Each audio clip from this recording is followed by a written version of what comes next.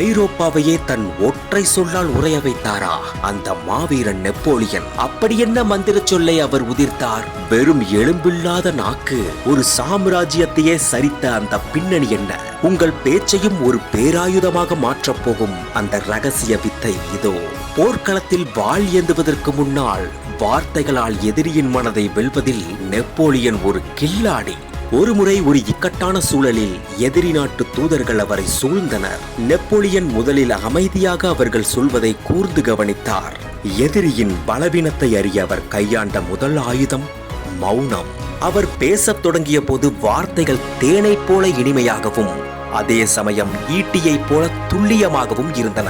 நாட்டை பிடிக்க வந்திருக்கிறீர்களா அல்லது நட்பை பிடிக்க வந்திருக்கிறீர்களா என்று அவர் கேட்ட ஒற்றை கேள்வி அங்கே வந்திருப்பவர்களை நிலை குலையச் செய்தது. மிகச் சுருக்கமாக அளந்து பேசிய அவரது உடல் மொழி அவர் பின்னால் ஒரு மாபெரும் இராணுவமே நிற்பது போன்ற ஒரு பிரம்மையை உண்டாக்கியது.